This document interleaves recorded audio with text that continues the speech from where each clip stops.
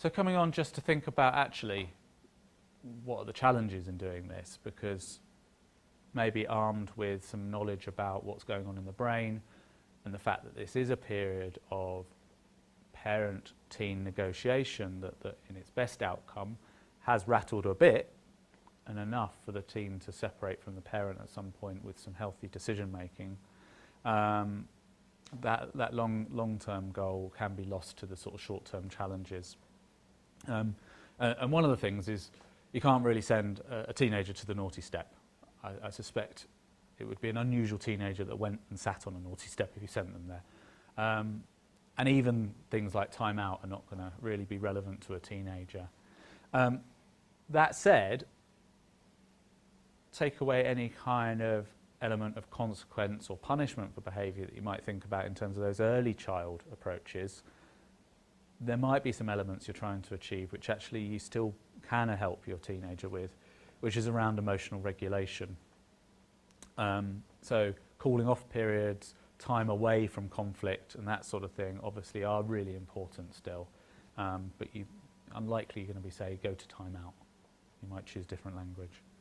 And one of the challenges is obviously that aggressive, defensive or even really passive behaviour is really emotive. It really pricks the emotions of everyone involved, and you wouldn't be a parent if that didn't happen. You know, you wouldn't be a parent or carer to your child if your emotions weren't charged up by their behaviour in some way.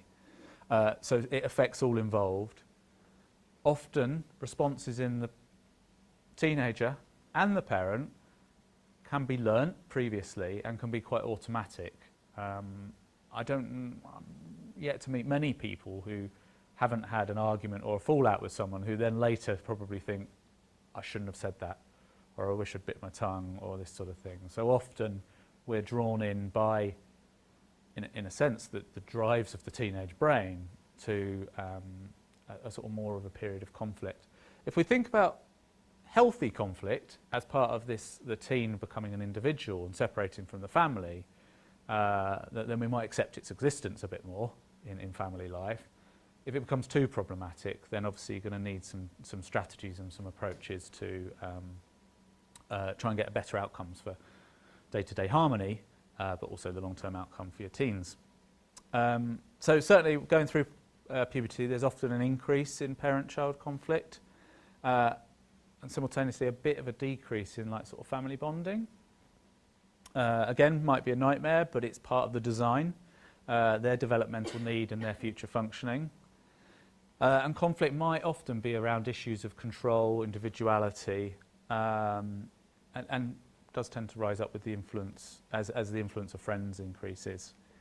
What tends to happen is that vicious cycles can be got into. So research shows that in families where there's higher levels of conflict, this is also more likely to be accompanied by lower levels of kind of positive parent-teenager relationship.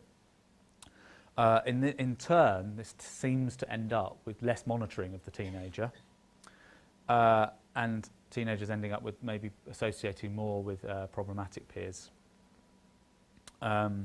And obviously all those conditions can kind of present a vulnerability to ending up with more problematic behaviours, which in turn leads back to more conflict, often with parents. So that's the vicious cycle that often parents are describing.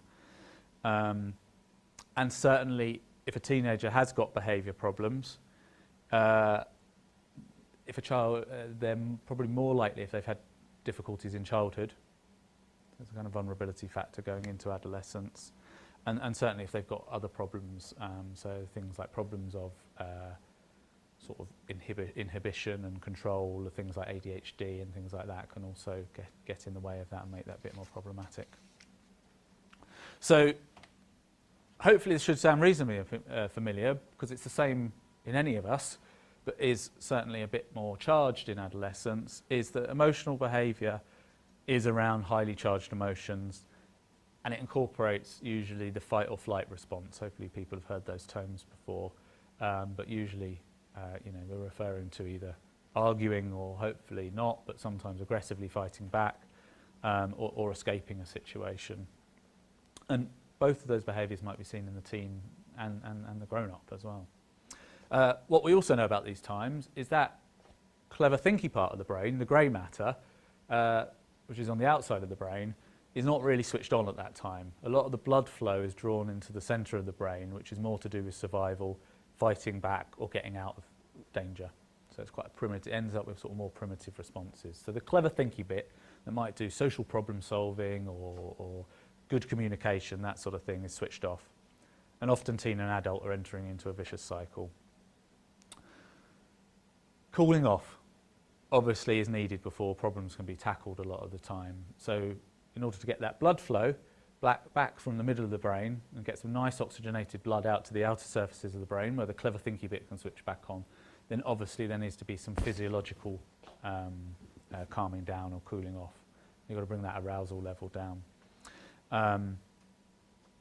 Reduce, because when that's happening, we've got adrenaline flowing, muscle tension, breathing rates, all these things are changing, and we need to kind of put that in reverse really before we're going to do anything sensible about what the problem actually is at the time. And also some of those vicious cycles can end up being kind of traps that parent and teenager find themselves in. So, for example, if you give your teen a request to clear up their bedroom or something like that, or to come in at a certain time, that sort of thing, some of the traps that can be entered into is that the teen might escalate behaviour until the parent backs down and gives in. And unfortunately, obviously, the teenager's learning that using kind of aggressive communication avoids demands and reduces any kind of sense of threat they feel. The threat might be being told to come in early. A social threat maybe, what will my friends perceive of this? And it ends up with the parents feeling frustrated and powerless. Or what can happen the other way around is parent escalates their behaviour. So after asking 10 times to come home over the phone or clear up the bedroom or something like that, the parent loses their temper and starts shouting and this sort of thing. And obviously what's learned is the parent learns, I have to shout in order for anything to happen, and the teen learns, I don't have to do anything until parent's really upset. Okay, so there's a way of sort of delaying and avoiding demands. So I kind of think approaching any of this, it's good to kind of keep a sort of sense of what you need at the foundations before you tackle the really tricky stuff.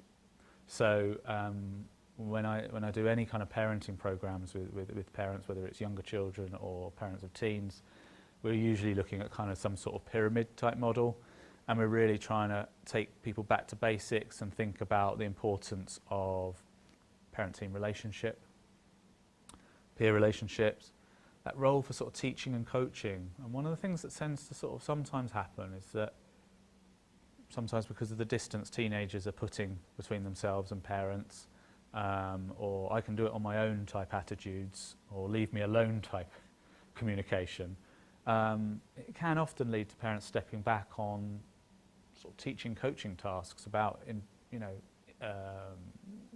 daily living tasks, this sort of thing. And again, as I said earlier, poorer sort of relationships and more conflict ends up with less supervision. It's been shown less supervision of the teen, so they have more free rein, and obviously a bit more free rein can tend to lead to a bit more influence from others. So you're trying to kind of keep that balance. So certainly thinking about if you're investing most of your time, what are you doing? If you've ended up in these vicious cycles, I'd be thinking about coming back to the sort of bottom of these pyramids and thinking about what can I do to actually invest in the relationship? What can we do doing together? What nice time can we spend together? When is the best optimal time to catch my teenager for this? Because they might not want to sit down and play snakes and ladders the same way a younger child might want to. It might have to be side by side, giving them a lift somewhere in the car. You're going to be kind of thinking creatively about when's going to be the times to catch and promote a relationship with the teenager. Then kind of the things you might then sort of think about are what are the ways in which you can kind of coach and teach emotional regulation. So you might have heard of things like the decider skills. I don't know if people have heard of the decider skills. We can give you references to that, but it's kind of a Guernsey-grown approach, but based on sort of theories of emotional regulation and that sort of thing, but some really kind of neat strategies around how do any of us really deal with big, strong emotions when they happen. Natural learning, if you always pick up the hoodie from the lounge floor or something like that, it probably always is all right, you know. If it has to stay there and the dog eats it or chews it or something like that, well, there's some natural learning there to happen, isn't there? There's some natural consequences to things as well. So it's kind of allowing some of those things to happen as well, but in a kind of safe way. So that front of the brain's working out, if I don't pick my stuff up, it gets eaten or it gets broken and things like that. And then really sort of, I guess, focusing hopefully less time, but obviously an occasional need in thinking about if rules have been broken, you know, that sometimes consequences do need to be discussed and negotiated with teams. And I keep using the word negotiate because I think really what you're trying to do is kind of model good communication skills to the team and good communication skills. And often you're on a sort of hiding to nothing, probably just trying to impose things a lot of the time. So we know that they're doing some thinking. They can sometimes come up with reasonably good consequences if rules have been breached as well. So it's worth asking. I think the other thing, sort of as we kind of come towards the end of the talk, is sort of having a plan. We know that challenging behaviour, whether it's passive, staying in the bedroom all the time, whether it's aggressive conflict, whether it's breaking rules about coming home on time, are really emotive. If you're a parent, you're designed that way. Yeah, it's supposed to be emotive. You're supposed to estimate the risk. You're supposed to kind of keep that in mind.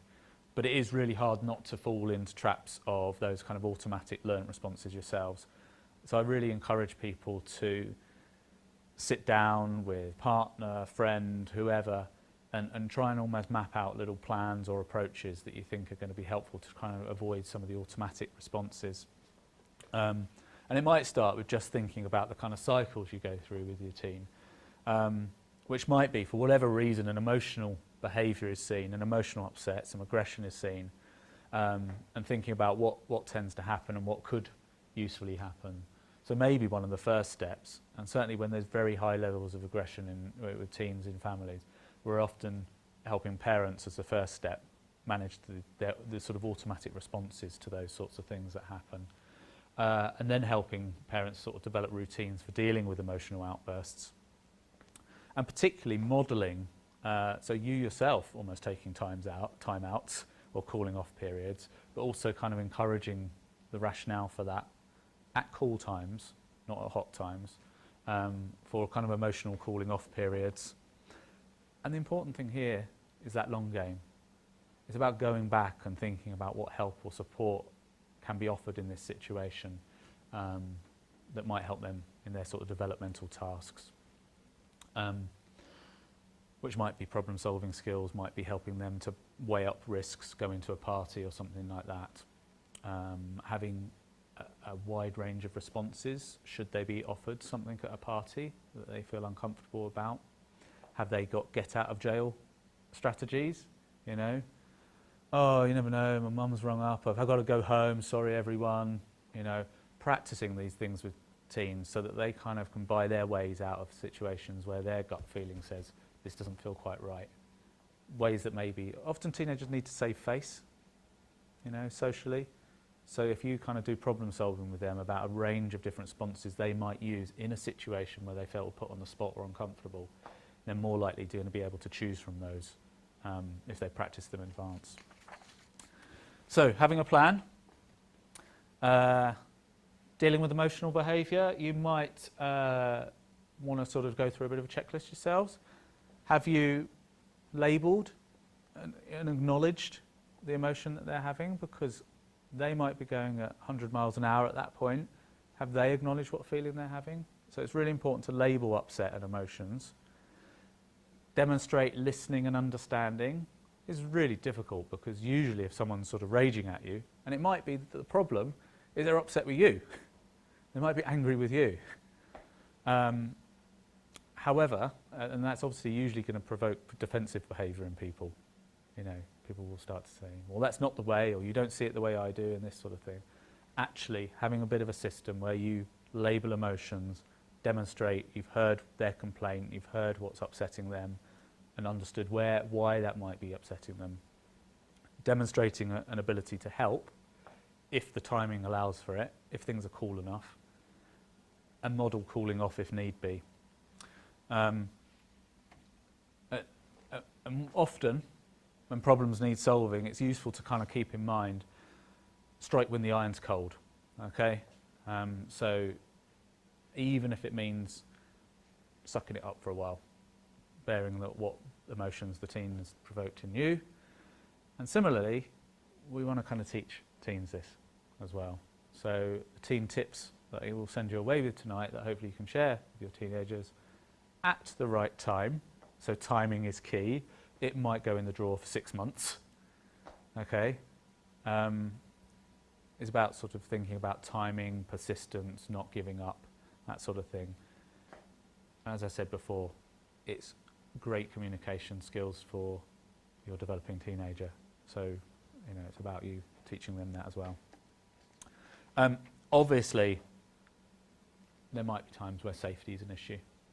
And obviously then actions have to be taken more immediately, whether it's for the protection of the teenager, their friends, yourself, someone in your family, something like that. Then obviously there are times when more immediate action needs to be taken.